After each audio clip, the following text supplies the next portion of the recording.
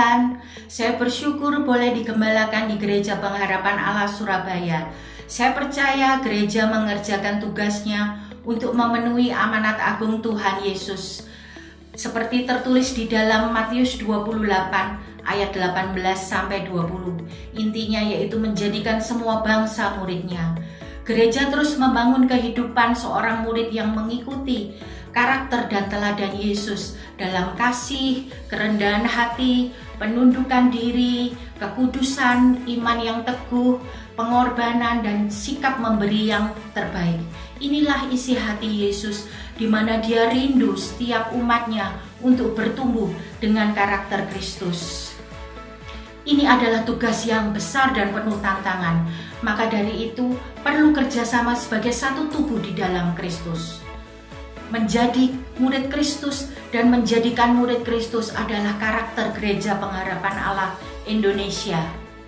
Mari kita bersama-sama bertumbuh di dalam Kristus. Selamat beribadah, Tuhan Yesus memberkati.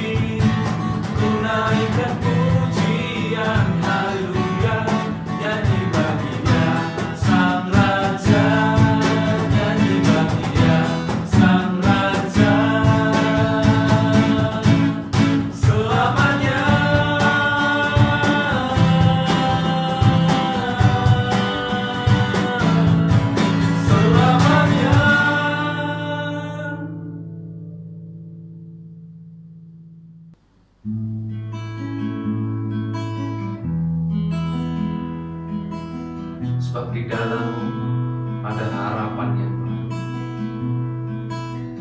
Terima kasih Yesus, Engkau sangat baik dan sangat teramat baik.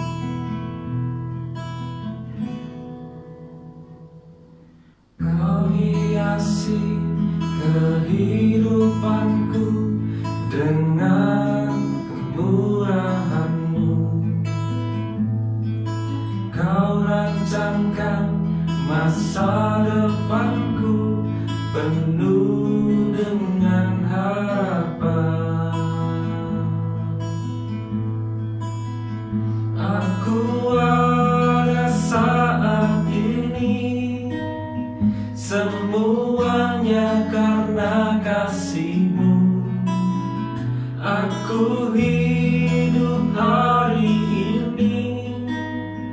semua berkat kemurahan-Mu.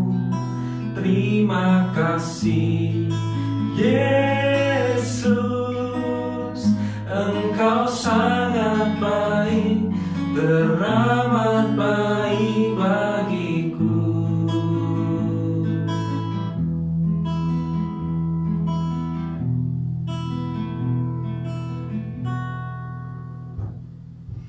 Kau hiasi kehidupanku dengan kemurahan-Mu. Kau rancangkan masa depanku penuh dengan harapan. Aku ada saat ini, semuanya karena kasih-Mu.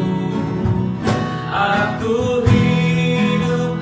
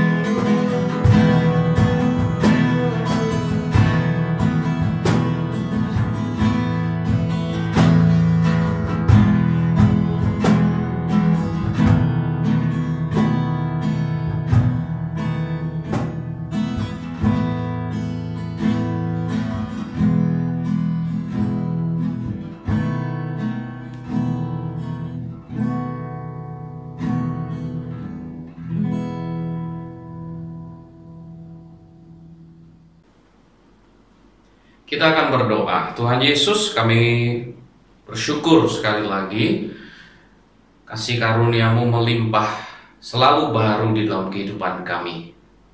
Hari ini kami duduk diam di kaki-Mu untuk dengar-dengaran akan firman-Mu. Biarlah hati kami menjadi hati tanah yang baik, yang meresponi firman-Mu dengan benar, sehingga firman-Mu itu bukan hanya menjadi sebuah teori dan pengetahuan, tetapi boleh menjadi sebuah kehidupan yang kami jalani. Tuhan memberkati di dalam nama Tuhan Yesus. Haleluya. Amin. Berjalan dalam kekudusan.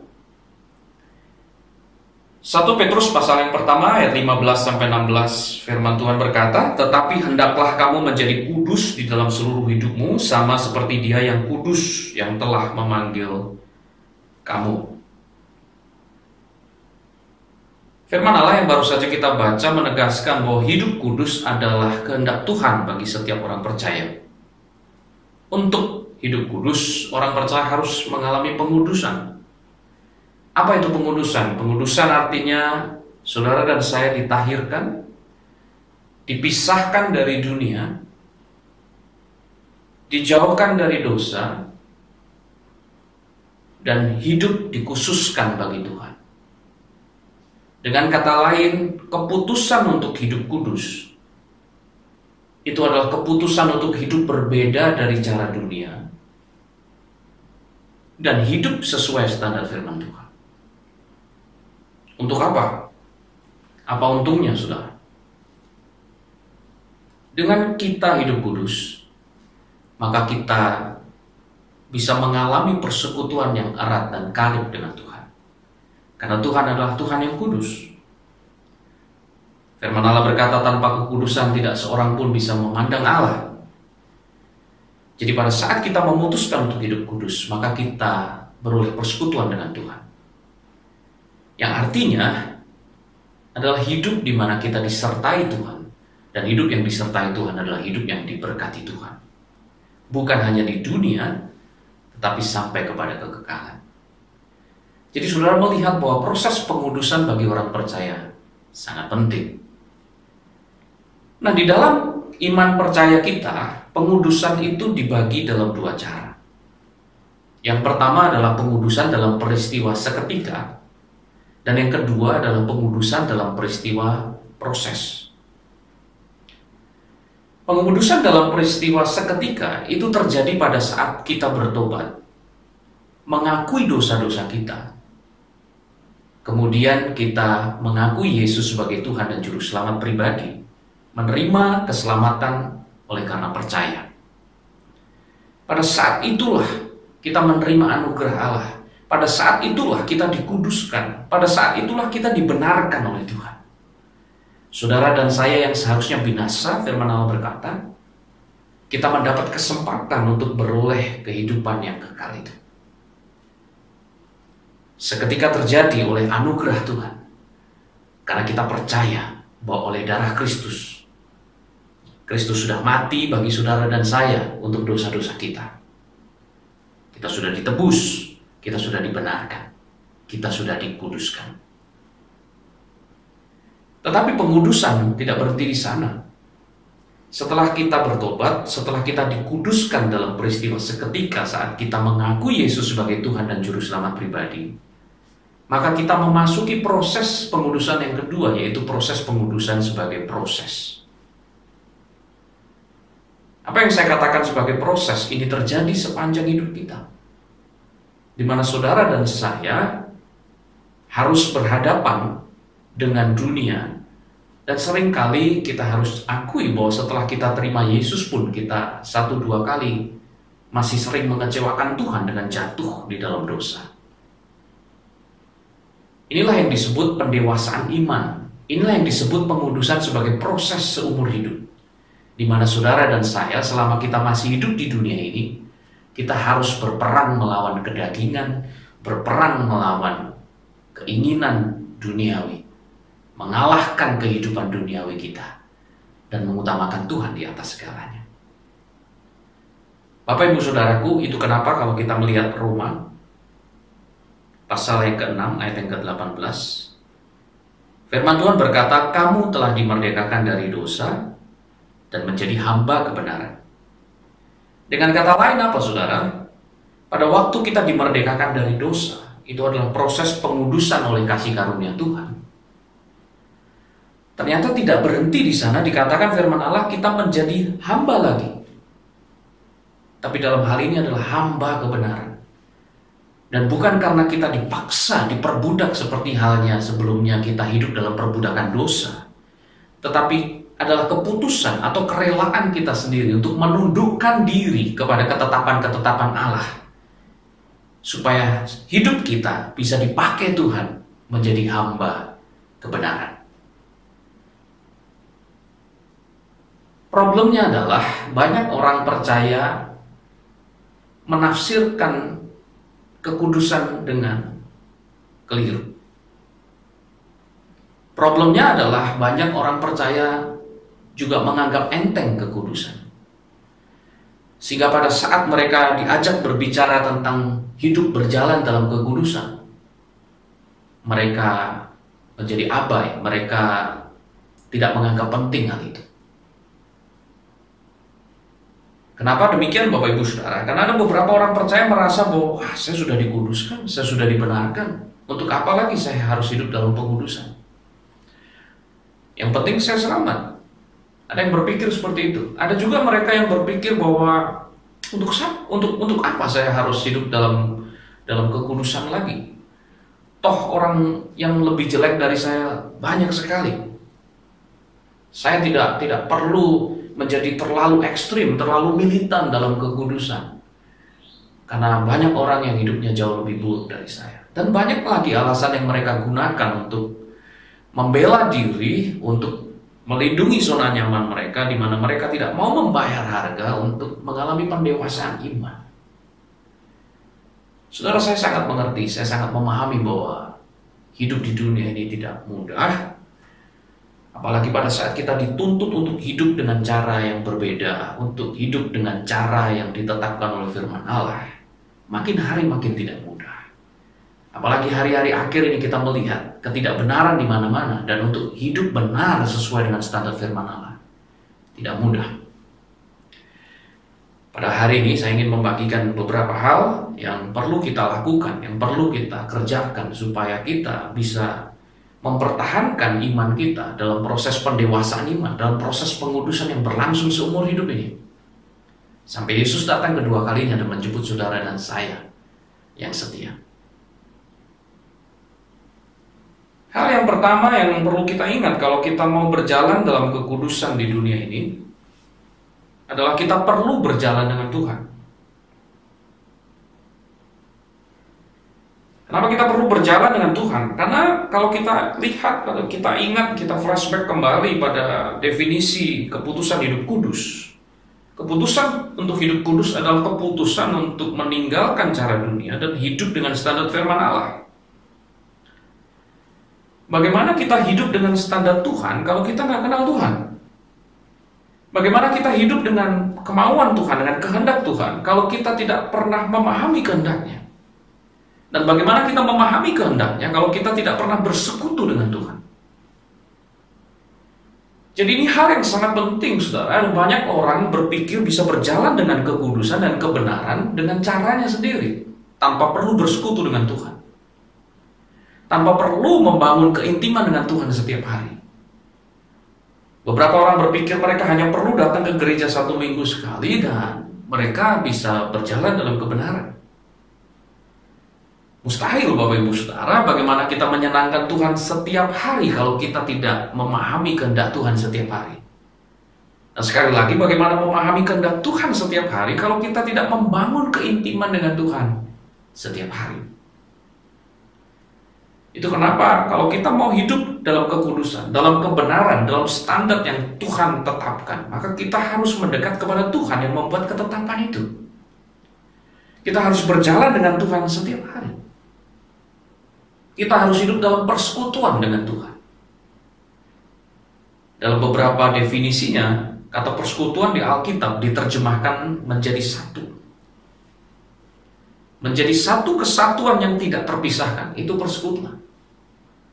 Jadi pada saat kita berkata saya mau persekutuan dengan Tuhan, itu artinya saudara kita tidak mau lepas dari Tuhan. Menjadi satu bagian yang tidak terpisahkan. Itulah yang dijelaskan oleh Yohanes pasal yang ke-15. Di mana Tuhan berkata bahwa ranting itu harus melekat pada pokok anggur. Gambaran keintiman yang sedemikian yang Tuhan gambarkan kepada saudara dan saya untuk menunjukkan bahwa saudara dan saya tidak mungkin hidup sesuai dengan yang Tuhan mau. Hidup berjalan dalam kekudusan, hidup dalam kehendak dan kebenaran Tuhan kalau saudara dan saya tidak melekat kepada Tuhan. Yohanes 15 ayat 4, saya boleh bacakan buat saudara. Tinggallah di dalam aku dan aku di dalam kamu. Sama seperti ranting tidak dapat berbuah dari dirinya sendiri kalau ia tidak tinggal pada pokok anggur. Demikian juga kamu tidak berbuah. Saudara lihat, tidak berbuah. Proses pendewasaan iman kita berhenti. Proses pendewasaan kita menjadi kerdil. Kita tidak bertumbuh, kita tidak menjadi dewasa. Kita tidak berbuah-buah di dalam karakter kita. Kita tidak berbuah dalam kebenaran. Kita tidak berbuah di dalam roh kalau kita tidak tinggal di dalam Tuhan. Saudara, kita tidak akan mampu bertahan sendirian. Kita perlu terus intim dengan Tuhan supaya kita selalu mendapat kekuatan yang baru untuk mengalahkan kedagingan kita. Karena rohlah yang memberi hidup. Kalau kita tidak hidup di dalam roh Allah, kita tidak hidup bersekutu dengan Tuhan setiap hari, maka akan sangat berat untuk kita berjalan dalam kekudusan. Seringkali saya sering menyampaikan sebuah tip yang sederhana kepada jemaat Tuhan. Setiap kali mereka bertanya kepada saya, "Pak, saya kok mulai khawatir ya?" Khawatir adalah hal yang terjadi di dunia ini. "Pak, saya kok nggak bisa ya berpikir yang positif, pikirannya negatif. Pak, terakhir-terakhir ini saya kok seringnya ngomongnya jelek, terus nggak pernah ngomong yang baik." Dan banyak lagi yang lainnya. Saudara sadari atau tidak, ini yang sering saya sampaikan kepada jemaat. Pada saat pikiran kita mulai negatif, pada saat perkataan kita mulai jelek, mulai kotor, pada saat keputusan-keputusan kita selalu memuaskan daging, adalah saat-saat di mana kita mulai kehilangan keintiman kita dengan Tuhan. Adalah saat-saat di mana kita saat teduhnya banyak bolongnya. Adalah saat-saat di mana kita mulai malas-malesan pergi persekutuan. Adalah saat di mana kita tidak punya gairah untuk membaca firman setiap hari. Di saat-saat seperti itulah daging kita makin kuat, roh kita lemah. Ini yang dimaksudkan Tuhan. Ini hal pertama yang perlu kita jaga. Bagaimana kita harus memastikan diri berjalan dengan Tuhan, supaya kita terus mendapat kekuatan yang baru. Dan supaya kita terus memahami kehendak Tuhan dengan melekat kepada Tuhan. Dengan demikian, saudara dan saya bisa berjalan dalam kekudusan. Yang kedua, kita perlu berjalan sebagai anak Tuhan. Kalau yang pertama, kita perlu berjalan dengan Tuhan. Karena tanpa Tuhan kita tidak akan mampu. Dan semakin kita mendekat kepada Tuhan, kita akan semakin membenci dosa. Otomatis terjadi karena Tuhan adalah Tuhan roh Allah yang hidup. Roh dan daging tidak bisa berjalan bersama-sama. Kalau roh kuat, daging lemah. Demikian juga sebaliknya, daging kuat, roh lemah. Maka semakin kita mendekatkan diri kepada roh Tuhan, maka kita akan semakin kuat berjalan dalam kekudusan dan meninggalkan cara hidup yang duniawi. Tapi Tuhan juga mengingatkan saudara dan saya untuk berjalan sebagai anak Tuhan. Pada saat kita mengalami pengudusan seketika, di mana kita bertobat, mengakui dosa-dosa kita, menerima Yesus sebagai Tuhan dan Juru Selamat pribadi dalam hidup kita, oleh iman dan percaya kita, firman Allah menyatakan bahwa saudara dan saya bukan lagi hamba tetapi anak Tuhan. Penting sekali bagi orang percaya untuk sadar bahwa saudara dan saya anak Tuhan. Kenapa ini penting, saudara? Saya ingin coba membawa satu gambaran yang saudara mungkin akan sederhana pahami. Kalau saudara tahu di dunia ini ada pangeran Arab, ada pangeran Inggris, hidupnya sangat disorot. Dunia mengharapkan mereka hidup dengan cara yang lebih baik di atas rata-rata kebanyakan orang. Karena mereka mewakili raja atau ratu mereka. Seperti itu juga lah saudara, seharusnya kita menyadari bahwa Anda dan saya adalah anak raja, anak Tuhan. Tidak semestinya kita malah justru hidup seperti orang dunia kebanyakan dengan berbagai alasan kita. Sudah seharusnya kita menyadari bahwa Anda dan saya adalah anak raja. Kita harus mewakili kerajaan dari Bapa kita, yaitu kerajaan Allah. Disinilah seharusnya orang percaya mendapat kekuatan untuk berjalan dalam kekudusan. Disinilah orang percaya seharusnya berjalan lebih kuat lagi dalam kekudusan. Pada saat mereka menyadari bahwa saya adalah anak Tuhan. Mereka kan public figure, pastor, jangan dibandingkan dengan saya. Saya kan orang biasa, siapa sih yang lihat hidup saya? Dikit-dikit buat dosa bolehlah. Dikit-dikit main ke klub malam bolehlah. Dikit-dikit mabok-mabok bolehlah. Dikit-dikit rokok-rokok dikit bolehlah. Dikit-dikit judi bolehlah. Siapa sih yang tersandung dengan hidup saya? Siapa sih yang akan dirugikan dengan cara hidup duniawi saya? Dikit-dikit aja bolehlah pesta. Saudara, saya mau katakan begini. Saudara pernah difoto? Saya yakin Anda semua pasti pernah difoto. Saya ingin pastikan saja apa yang saudara lakukan pada waktu saudara difoto. Saudara ingin tampil sebaik mungkin. Meskipun mungkin pada saat itu adalah adegan bebas atau adegan yang lucu-lucuan, ya Anda ingin tampil sebagus mungkin, Anda tampil sebaik mungkin. Maka tidak sedikit hari ini kita menemukan aplikasi-aplikasi editing supaya foto yang dihasilkan itu pun masih bisa diedit.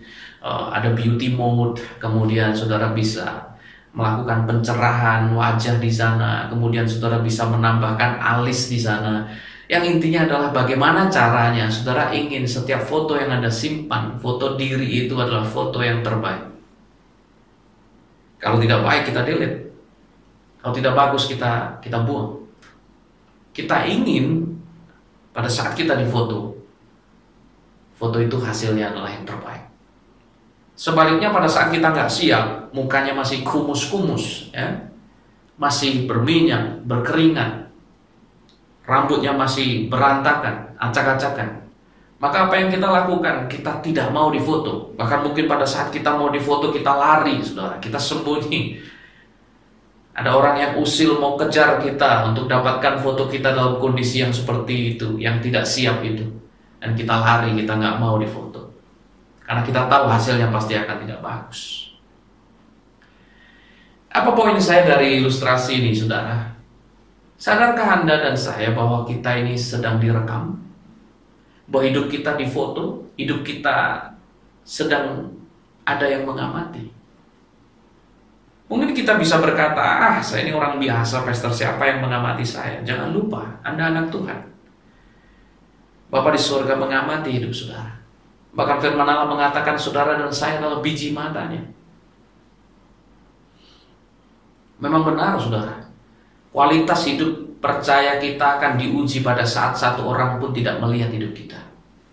Di sanalah sebetulnya kita yang sebenar-benarnya. Dan di sanalah kita harus menyadari bahwa kita ini anak Tuhan. Anda yang melihat atau tidak, Tuhan selalu melihat kita. Ada CCTV yang tidak pernah mati di dunia ini, adalah CCTV-nya Tuhan. Jangan saudara berpikir kalau saya di kamar sendirian, gak ada yang lihat, sudah malam, saya bisa buka internet dan saya bisa buka yang porno-porno sesuka saya. Hati-hati, saudara, ada yang lihat. Ingat kembali siapa saya anak Tuhan, saya harus mewakili karakter Tuhan. Ada yang melihat saudara. Hidup Anda direkam, hidup Anda sedang difoto. Karena itu pastikan saudara tampil yang terbaik setiap waktu. Ada masa-masa kita lemah, kemudian kita jatuh. Jangan lama-lama, bangkit kembali, minta ampun kepada Tuhan, dan jangan ulangi lagi kesalahan itu. Saudaraku, apa yang saya mau sampaikan? Kita bukan hanya perlu mendengar firman Tuhan, tetapi kita perlu menghidupi firman Tuhan. Kita harus menjadikan firman Tuhan sebagai makanan rohani kita setiap hari. Matius pasal 4 ayat 4. Manusia hidup bukan dari roti saja, tetapi dari setiap firman yang keluar dari mulut Allah. Kalau kita menghidupi firman setiap hari, kerohanian kita makin bertumbuh. Kita akan makin berjalan dalam kekudusan. Semakin kita tinggal dalam firman-Nya, semakin kita dibersihkan segala kotoran kita dan hal-hal yang tidak berkenan dalam hidup kita. Kita akan kian berakar kuat di dalam Tuhan, sehingga tidak mudah diombang-ambingkan oleh rupa-rupa pengajaran yang menyesatkan. Sebab segala tulisan yang diilhamkan Allah, sekali lagi saya ulangi, segala tulisan yang diilhamkan Allah memang bermanfaat untuk mengajar, untuk menyatakan kesalahan, untuk memperbaiki kelakuan, dan untuk mendidik orang dalam kebenaran. 2 Timotius 3 ayat 16. Saudara, mari jangan hanya menjadi pendengar firman. Mari jadikan firman itu bagian hidup kita. Mari jadikan apa yang Tuhan tetapkan itu sebagai satu kehidupan kita. Kenapa? Sekali lagi, karena kita sadar posisi kita adalah anak Tuhan. Seorang anak akan mencerminkan karakter bapaknya. Seorang anak mewakili bapaknya. Dan saya berdoa, saudara dan saya, hari-hari ini semakin giat hidup dalam kekudusan. Karena saudara dan saya adalah anak-anak Tuhan. Kita menyadari bahwa kita hidup disorot oleh dunia. Dunia sedang menantikan siapa Tuhan melalui hidup kita. Mereka bisa melihat siapa Tuhan melalui hidup saudara dan saya. Karena itu pastikan saudara hidup sebagai anak Tuhan. Yang berikutnya, kita perlu berjalan bersama anak Tuhan. Jadi yang pertama, kita berjalan dengan Tuhan. Yang kedua, kita berjalan sebagai anak Tuhan. Yang ketiga, kita perlu berjalan bersama anak Tuhan. Saudara tahu bahwa lingkungan kita menentukan hidup kita. Orang-orang yang menjadi panutan dan berjalan di dekat kita akan sangat membentuk karakter kita. Berulang-ulang saya sampaikan kepada gereja Tuhan, saya tidak berkata bahwa saudara harus hidup menyendiri, hidup terpisah dari orang-orang dunia, tidak mau berhubungan sama sekali dengan mereka, tidak. Justru saya katakan kalau saudara berbuat demikian dan saudara punya pemikiran seperti itu dengan tujuan supaya hidup saudara kudus, saya katakan itu bukan hidup kudus yang Tuhan mau. Hidup kudus yang Tuhan mau bukan hidup yang seperti itu. Karena itu bertentangan dengan bagian firman Allah yang lain yang mengatakan bahwa saudara dan saya adalah garam dan terang dunia. Dengan kata lain, saudara harus masuk ke sana, saudara harus berhubungan dengan mereka, supaya saudara dan saya bisa dipakai Tuhan untuk membawa kabar baik bagi mereka. Tapi apa yang sedang saya bicarakan, apa yang firman Tuhan sedang sampaikan hari ini adalah tentang bagaimana saudara dan saya harus mengelilingi diri kita sendiri dengan orang-orang terdekat, orang-orang yang menjadi panutan, yang paling kita izinkan memberi pengaruh dalam hidup kita adalah dengan anak-anak Tuhan. Anak-anak Tuhan yang dimaksudkan di sini tentu bukan hanya orang yang statusnya Kristen, karena banyak orang yang statusnya Kristen tapi bukan anak Tuhan. Kenapa saya bisa katakan demikian? Karena Kristen sejatinya kita tahu bahwa dia harus hidup sebagai murid Kristus. Dia harus hidup menjadi pengikut Kristus, menjalani dan menghidupi ajaran-ajaran Kristus. Tidak ada orang yang sempurna di dunia ini, tapi setidaknya mereka adalah orang-orang yang berjuang untuk maju dalam karakter mereka, berjuang untuk bertumbuh di dalam kekristenan mereka. Bukan hanya status.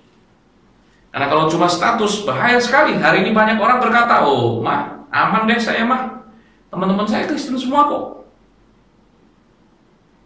Hati-hati saudara. Saya pernah mendengar satu cerita pada waktu saya bertobat. Ada satu orang tua minta didoakan oleh seorang hamba Tuhan. Nah, dia bertanya, Pak Pendeta, saya ini dapat informasi ada sekolah di Australia yang bagus sekali, lingkungannya Kristen sekali. Bagaimana menurut Bapak, doakan apakah ini kehendak Tuhan? Singkat kata, pendeta itu memberi isyarat bahwa ya ini kehendak Tuhan. Anakmu pasti bagus, anakmu pasti bertumbuh, anakmu pasti maju di sana. Ya, anakmu pasti jadi orang Kristen. Ya, kenapa? Karena dikelilingi oleh orang-orang Kristen, katanya begitu. Dan ini true story, cerita nyata Bapak Ibu Saudara. Saya mendapati sebuah kisah yang tragis, berakhir tragis karena anak itu kemudian dideportasi dari Australia karena dia menjadi bandar narkoba di sana. Wow, mengejutkan sebetulnya. Kenapa? Karena orang tuanya berpikir bahwa wah, nanti kalau saya kirim ke Australia ke sekolah A ini, maka dia akan jadi orang Kristen yang kuat, bahkan dia akan maju, dia akan bertumbuh. Ternyata dia justru dideportasi ke Indonesia, pulang sebagai bandar narkoba. Sungguh tragis, saudara. Ini yang saya tekankan kepada saudara, jangan hanya melihat mereka statusnya Kristen, tapi pastikan hidup mereka adalah hidup sebagai anak Tuhan. Itu penting sekali. Saya bisa bercerita pada waktu saya pertama kuliah di Yogyakarta. Minggu pertama sebelum kuliah, saya diajak jalan-jalan oleh teman saya yang lebih kenal daerah Yogyakarta. Dan saya nggak tahu ya, karena saya waktu itu masih sangat awam ya, saya sangat tidak memahami kota Yogyakarta. Dan pada waktu saya di Jogja pertama kali itu, saya diajak jalan-jalan ke daerah prostitusi terbesar di Yogyakarta. Nah, saudara tahu yang mengajak saya adalah orang Kristen juga. Pada waktu saya kerja sekuler juga ada yang mengajak saya untuk melihat-lihat daerah-daerah panti pijat plus-plus katanya. Nah, saudara tahu yang mengajak saya adalah orang Kristen juga. Wow. Jadi saudara melihat bahwa status Kristen itu tidak menjamin bahwa dia hidup sebagai anak Tuhan. Maka kita harus memastikan Bapak Ibu Saudara bahwa lingkungan yang paling dekat dengan kita, sahabat kita, teman dekat kita, ya, pasangan apalagi, adalah anak Tuhan. 1 Korintus mengingatkan saudara dan saya, janganlah kamu sesat, pergaulan yang buruk merusak kebiasaan yang baik. Ya, lingkungan mempengaruhi kita, sangat mempengaruhi kita. Pergaulan kita setiap hari, apalagi yang terdekat dengan kita, sahabat, pertemanan dekat kita, pasangan apalagi, itu bisa merusak, ya. Tapi sebaliknya bisa juga membangun. Itu kenapa 2 Korintus 6 ayat 14 juga mengingatkan kita pada waktu kita memilih pasangan, persamaan apakah yang terdapat antara kebenaran dan kedurhakaan, bagaimanakah terang dapat bersatu dengan gelap. Maka kita harus memastikan bahwa pasangan yang kita pilih juga adalah anak Tuhan. Sangat lucu hari-hari ini saudara, ada banyak orang menikah dan bercerai menyalahkan Tuhan. Dan pada waktu saya tanya kepada mereka, dulu tuh gimana sih ceritanya ketemunya, kalau saya boleh tahu? Ketemunya saya nggak sadar Pak, makanya saya akhirnya pilih dia. Saya nyesel akhirnya. Loh kok bisa nggak sadar? Wah, waktu itu saya lagi mabuk Pak. Loh kok bisa mabuk? Wah, dia teman saya mabuk. Nah saudara, mau bicara apa? Bercerai, hidup hancur-hancuran, menyalahkan Tuhan. Padahal sejak awal pertemanannya sudah keliru. Nyari pasangan di tempat orang mabuk, ya mabuk sungguhan pernikahannya. Sudah bisa melihat itu? Saya tidak mengatakan bahwa dulu kalau ketemunya salah kemudian selalu salah dan akhirnya harus cerai, enggak juga. Karena saya percaya kalau kita punya iman yang kuat di dalam Tuhan, kita percaya kita tidak boleh bercerai lagi. Kita satu sampai maut memisahkan. Tapi saudara melihat bahwa seringkali kita sendiri yang abai, kita kemudian menganggap enteng pergaulan. Kita tidak memandang penting, betapa pentingnya bahwa kita itu mengelilingi, kita berteman baik, bersahabat dengan orang-orang yang adalah anak-anak Tuhan. Karena kalau kita mengelilingi diri kita dengan anak-anak Tuhan yang berjalan, yang punya komitmen yang sama, berjalan di dalam kekudusan, maka saudara dan saya akan semakin kuat untuk berjalan dalam kekudusan.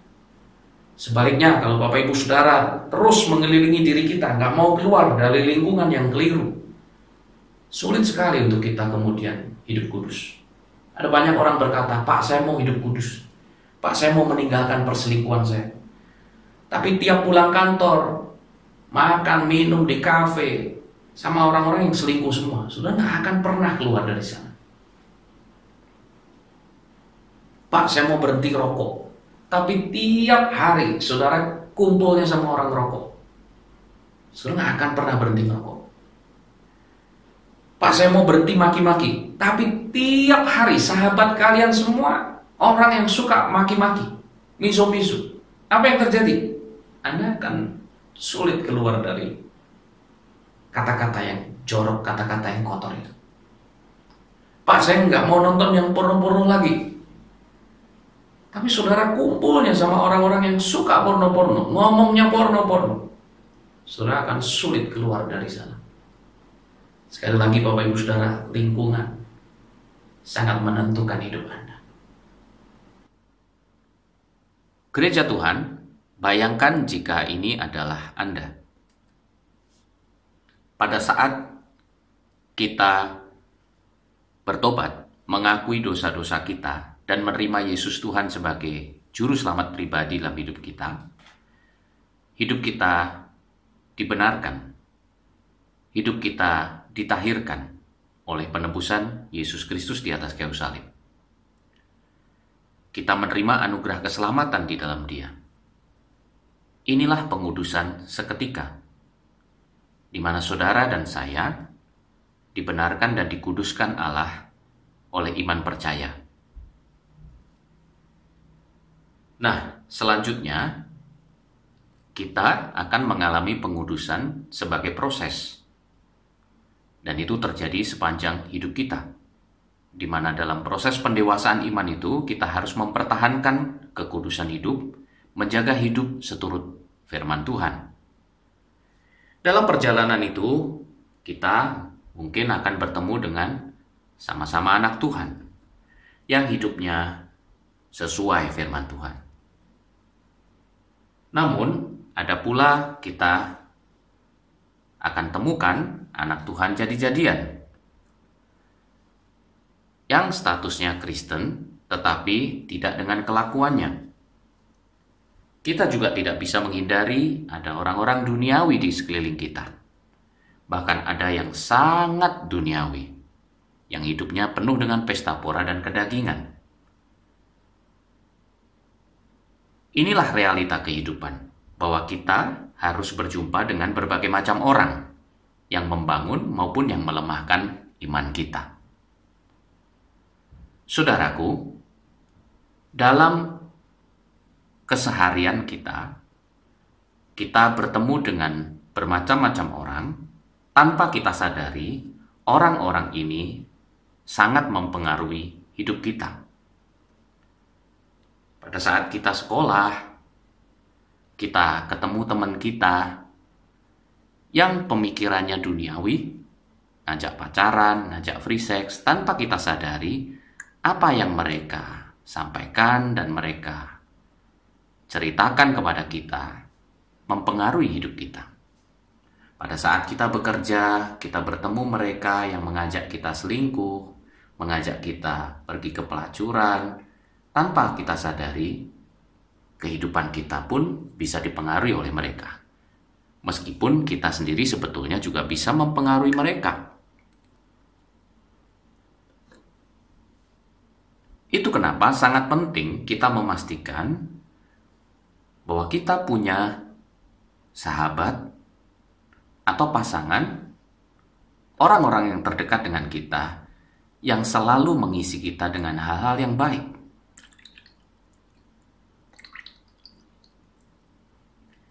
Inilah yang terus menjaga hidup kita, meskipun kita harus berbicara, bercakap-cakap, bekerja sama dengan orang-orang duniawi yang bisa mempengaruhi cara pikir kita dan merusak kekudusan hidup kita. Tetapi selama kita dekat dan bersahabat, punya pasangan yang membangun iman percaya kita, yang terus menjaga hidup kita dengan pemikiran-pemikiran yang benar sesuai dengan firman Allah, saudara dan saya akan tetap berjalan dalam kekudusan. Jadi kita perlu memastikan orang-orang yang mempengaruhi hidup kita adalah anak-anak Tuhan. Jika tidak, besar kemungkinannya hidup kita akan menjadi sama seperti dunia. Dan kalau kita hidup sama seperti dunia, hidup dalam ketidakkudusan, hidup jauh di bawah standar firman Allah, kita gagal menggenapi panggilan Tuhan untuk menjadi berkat bagi dunia ini, membawa terang bagi dunia yang gelap. Bapak Ibu Saudara, mungkin ada 1-2 di antara saudara meronta dan berkata, tapi Pak, kalau hidup kudus-kudus benar itu hari ini susah, tambah sulit. Hari ini kalau tidak menerima transgender, laki-laki yang perempuan, perempuan yang laki-laki, kita malah dimusuhi. Hari ini kalau kata-katanya tidak keras, kita tidak ditakuti. Kalau nggak bisa meso-meso, kita ini kayaknya kok alim sekali, dan orang justru membuli saya. Pak, hari-hari ini kalau kita ini tidak korupsi dikit-dikit, tidak curi-curi kliennya orang dengan cara yang bersiasat dan penuh strategi licik, itu kok kayaknya kita juga nggak akan bisa dapat klien. Kok kayaknya kita ini nggak akan bisa naik karirnya. Pak, kita ini kalau tidak menjilat bos kayak yang lain-lain dengan cara-cara yang tidak halal, nyogok orang dengan cara-cara yang nggak benar, kok kayaknya kita juga nggak bisa naik gajinya. Saudara, saya tahu hari ini memang kita menghadapi perlawanan-perlawanan yang sedemikian hebat.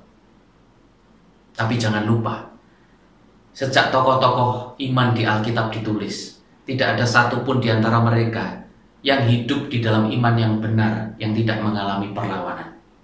Karena itu saya berdoa, kalau saudara berjalan dengan Tuhan, saudara berjalan sebagai anak Tuhan, dan saudara berjalan bersama dengan anak Tuhan, Anda dan saya akan kuat untuk berjalan dalam kekudusan, berjalan dalam ketetapan Allah, berjalan berbeda dari dunia, dan memberkati dunia. Tuhan memberkati kita. Amin. Mari kita berdoa. Bapa di surga, hari ini kami datang di hadapan-Mu. Mungkin ada banyak ketidakkudusan yang kami lakukan di kehidupan lama kami. Bahkan sampai hari ini, sampai detik ini kami masih melakukannya. Mungkin itu adalah masalah dengan keluarga. Kami sering main tangan, kami main keras. Mungkin kata-kata kami suka menyakiti. Atau di antara kami juga ada yang masih hidup dalam perselingkuhan, hidup di dalam kehidupan lama, hidup dalam perzinahan. Ada mungkin di antara kami tidak bisa mengontrol pikiran kami, suka berpikir jorok, suka membuka situs-situs porno. Ada di antara kami juga mungkin Tuhan suka tersinggung, suka menjelek-jelekkan orang. Ada di antara kami mungkin juga masih hidup dalam pergaulan yang sangat buruk. Hampir tiap minggu tidak pernah tidak, minum-minum sampai mabok-mabok. Masih rokok-rokokan. Masih hidup di dalam perjudian. Tuhan, mungkin nggak ada yang melihat, mungkin nggak ada yang tahu, mungkin hanya teman-teman dekat kami yang kumpulan kami itu yang tahu. Tapi kami tahu hari ini Engkau tahu itu, Engkau melihat itu, dan Engkau memperhitungkan itu. Karena itu Tuhan, ampuni kami, jangan ingat-ingat lagi kesalahan kami. Karena hari ini kami mau melepaskan itu semua, kami mau menyelesaikan itu semua. Kami mau berhenti berbuat hal-hal yang tidak sejalan dan tidak selaras dengan firman-Mu itu. Dan kami percaya, kalau kami terus berjalan dengan Engkau, kami berjalan menyadari sebagai anak Tuhan, dan kami berjalan bersama orang-orang percaya di kanan kiri kami yang punya kualitas iman percaya yang benar. Oh sungguh Tuhan, kami berdoa, supaya Tuhan boleh memberi kami kekuatan setiap waktu, sehingga kami boleh terus berjalan di dalam kekudusan, berjalan sesuai prinsip-prinsip firman-Mu. Tuhan, Engkau memberi kami kekuatan. Engkau diampuni. Hari ini Engkau diampuni. Kita semua diampuni Tuhan, ditebus Tuhan. Penebusan Tuhan itu sempurna, tuntas satu kali dikerjakan untuk saudara dan saya. Dan biarlah setiap kami hari ini meresponinya dengan benar dengan hidup pertobatan kami Di dalam nama Tuhan Yesus Allah kami hidup, kami berdoa. Kami mengucap syukur. Haleluya, haleluya. Amin.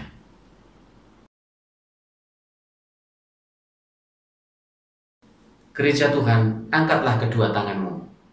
Terimalah berkat dari Allah Bapa, Allah Putra, dan Allah Roh Kudus, yaitu berkat di dalam nama Tuhan Yesus Kristus, yang memberkati engkau, memampukan engkau untuk berjalan dalam kekudusan, berjalan dalam standar firman Allah, dan hidup berbeda dari dunia. Sehingga hidupmu menyenangkan Tuhan, dan pemeliharaan, perlindungan, penjagaan, berkat Tuhan tinggal atas hidupmu. Di dalam nama Tuhan Yesus, haleluya, amin.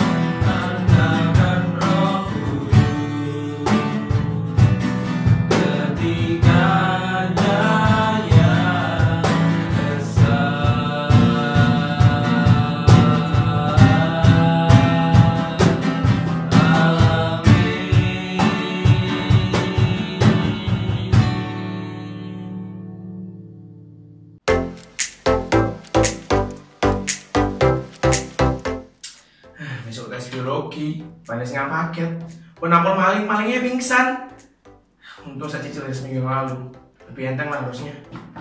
Lanjut belajar. Sebelum mau belajar harus doa dulu. Tuhan, sebentar lagi aku mau belajar biologi. Tuhan, Kau yang memimpin aku, Tuhan, bukan aku. Bila Romo yang memimpin aku, Tuhan, bukan karena kuat dan karena aku, Tuhan, tapi karena Romo yang menyertai aku. Dalam nama Tuhan Yesus, haleluya, amin. Udah berdoa, sekarang belajar supaya bisa berhasil kerjanya tugas. Bro, bisa kok bro. Next. Ini kalau lagi main Among Us, itu lagi viral loh Dan. Besok ulangan biologi bro, UTS. Gampang Dan, ayolah main saya. Tapi mana? Bahannya setengah paket Max, gak bisa. Bisa. Tapi gue loh, ngejar sampai belajar pakai dasar iman pasti berhasil loh. Percaya sama aku. Atas dasar iman ini biologi Max. Bisa, buktinya loh. Tokoh-tokoh kita belum banyak sehingga sampai Tuhan berhasil kok bukti. Ayo wes. Nah gitu Max, konsepnya Max. Yosua kalau gak berperang setara kanan juga gak dapet Max. Dulu siapa maksudnya? Udah. Daripada kamu bingung Max. Mending kamu ikut acara HUT Gereja Pengharapan Allah Surabaya nanti 25 Oktober. Tuh, acara kemana Dan? Udah tinggal search di YouTube Gereja Pengharapan Allah Surabaya. Nanti ada yang berhasil dan beruntung, cocok sama kita nanti. Tuh, udah. Buat kalian semua yang juga masih bingung konsep dari berhasil kayak aku tadi, yuk ikut aja join ibadah tanggal 25 Oktober di YouTube channel Pengharapan Allah Surabaya dengan tema berhasil dan beruntung. Kami tunggu kedatangan Max. Ajak dulu. Tunggu ya. Max. Belajar UTS Max.